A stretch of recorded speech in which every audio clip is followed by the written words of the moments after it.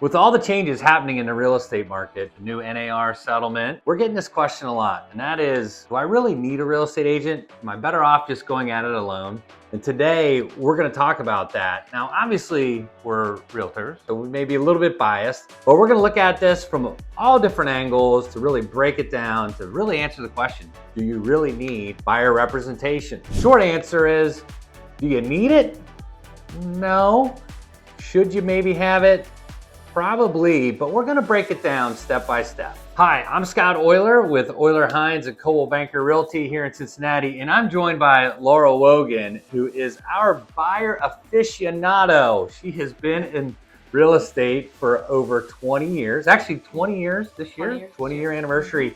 And Laura helps over 50 buyers a year, right? So lots of buyers, so she has tons of insight into this.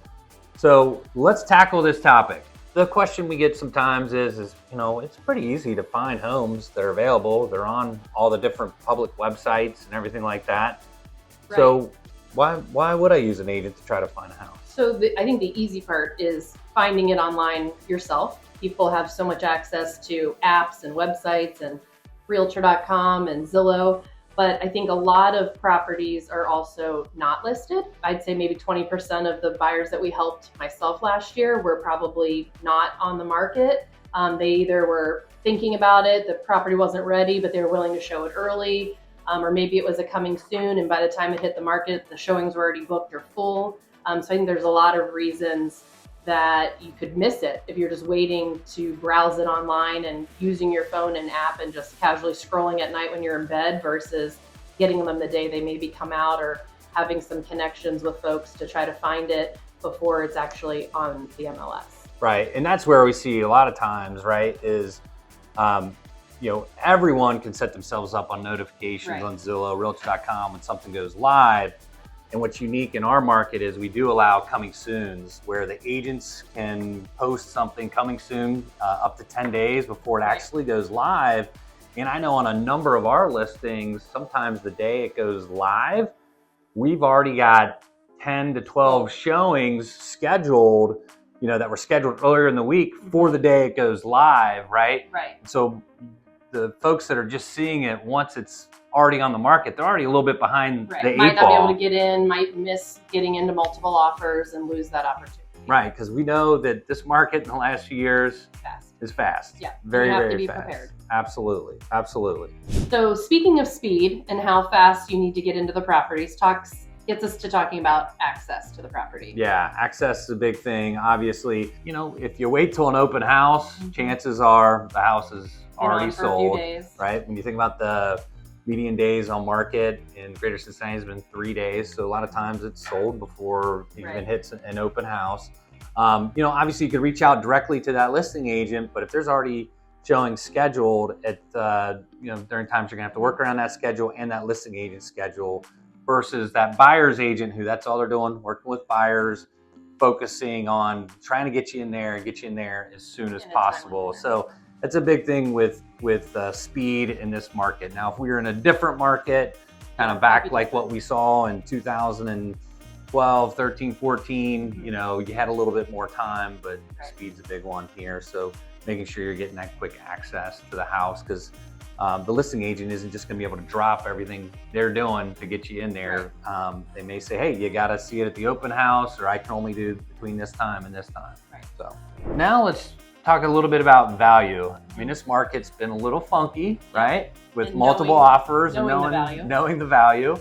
Someone going alone could struggle with that a little bit knowing. Think that maybe they're just going to look at other things that they've been viewing online and what it's sold for. But I think ultimately knowing the market and being in other properties, networking with other agents, knowing the terms of pendings that have gone under contract that maybe we wrote on for another client and knew it went 50,000 over, or the seller was looking for a 30-day, post-closing occupancy. I think knowing the terms and the value of other properties, it's not just looking at the numbers of sold and the number that it went pending at. There's just a lot of other factors to determine the value in the listing. Yeah, I mean, great example. I mean, we just had one last week go 10% over list price, right? And we've also seen where, we had one that went $250,000 over list price. That sat pending for 35, 45 days, right? Where people just thought, okay, they can't see where it ultimately went to, but all the agents that wrote on that and knew, oh wow, this one went way over. So when the other one came up, people who were in the know could adjust and know, hey, this is where the market is. That real-time data, the real value might be. Exactly, and so that's another key point. Yeah, for sure. Since I do a lot of the listings on our team, this one I can really relate to, right? And that is ultimately having the trust with that agent on the other end. Right. When we get into multiple offer situations, I'm going to put a lot of weight in advising our clients into who can get it done at the end of the day and who you've had good experiences with.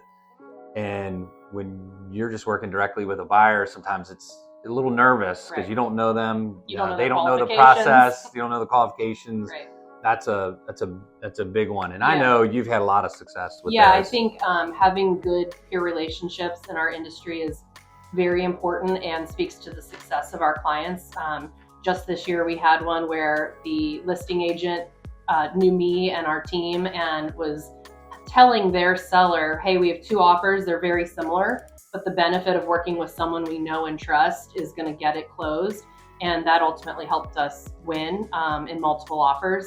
So I think having those good relationships and knowing that the other agent on the other end is doing their best and fighting for their client and is professional and ethical and easy to work with makes a big difference. Absolutely.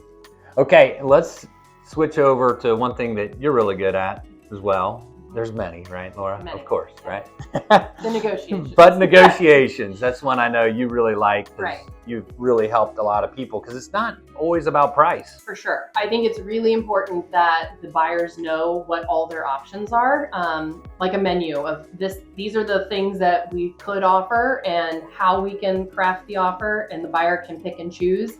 If it be price, sometimes that seems obvious to folks, but it's not always. It could be closing or other terms of the contract. And I think explaining to clients how there are many factors involved, it's not going to always come down to price. It could come down to something else, and just knowing what those opportunities are and then how they can make their offer as strong as possible to try to get it. And finding out from the listing agent, really what is the seller looking for and how can we meet those needs if it's possible. Yeah. Absolutely. And then that really just kind of falls into that next step. You get it under contract and you get into inspections. Right. And the inspections, I think for buyers, especially first-time buyers, just knowing what to expect, what could be on there. The reports always look more scary than maybe that they are, but being able to go through that and have some guidance around what they could see on there, what's acceptable, what's not acceptable, what we can ask for, and how to be prepared to move forward. Yeah. And probably a big thing is to guide them on what inspections they should do. Right? And there's multiple inspections. I know when I first got into the business, no one was really doing sewer line inspections, but you're able to guide them, hey, there's a tree in the front yard. This is an older house. Would recommend a sewer line. But if you're in a 1990s home, you're not going to waste the money on a sewer scope, you know, that kind of thing, right? So guiding them on what types of inspections as well they need so that they're using their money wisely, but also protecting them as well. Yes, when they make a purchase. Yeah. All right. So let's say you've found the home of your dreams and you're under contract. And, you've been able to navigate this on your own and everything's going well until it's not. Right. So financing issues, inspection issues, title issues. There's a lot of things between contract and close that can go wrong. Yeah. And this is where an experienced real estate professional can help problem solve, guide clients through the process. You might have to switch lenders. You might have to work with the title company to do a little extra work to get it clear in the listing agent and the seller, and that's the negotiate hard part. An extension, or negotiate a new contract terms if the inspections aren't what you thought they were. So a lot of the challenges are between finding that house and getting under contract and actually getting to the finish line. Right. And that's a key piece, right? The goal is to actually buy the house, not just right. That's what we always joke around with buyers. We're like, don't make the social media posts once you're under contract. Make it when it's done, because there's nothing more embarrassing, right? Than posting that picture and then saying, well, it didn't work out, right? Now we have very few that don't work out, but from time to time they don't. But obviously, realtors there to help you problem solve and really get you to the finish line. So bottom line, folks, can you do this on your own? Yes, you absolutely can. I think you got to figure out what is your time worth, what's the experience worth. And, in this market, it has been tricky. I mean, it has been multiple offers, for people to get a house in a lot of cases. And I think what people don't understand, sometimes they feel like going directly to the listing agent's going to save them money. And really, it doesn't, because there's a couple different factors that go in when you go directly to the agent. You can be unrepresented, which means, are you going to fill out your own paperwork and understand all that? You can hire an attorney, right, who could fill out your contract, but maybe not in a timely manner. For an expensive fee. And that happens at, sometimes, I mean, we were negotiating out on one that was a multiples, at 8 o'clock at night. On a Friday. On a Friday, exactly. So those things happen. So will an attorney do that as well? So you can represent yourself. You can go into dual agency. Dual agency is, having the listing agent represent both buyer and a seller, or you can get representation. Those are really the three choices. In a lot of cases, it doesn't save you the amount of money that you think. I think that's a little bit of a myth in our industry. So, with that, we always love having you here to check out our videos, learn more. We'd love to hear all your comments down below. Please make sure you like and subscribe to our channel for more great videos. This is a new one that Laura's on. Right. We're going to try to have her back. She is such a busy agent.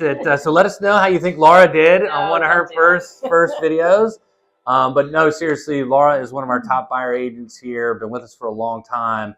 And we're lucky. We serve, we've served a little over 3,000 families, in the greater Cincinnati area. We're lucky enough to be the #1 team in greater Cincinnati. We'd love the opportunity to help you. So feel free to reach out to us at any time. You can always send us an email at info@oylerhines.com or shoot us a message below. We'd love to connect.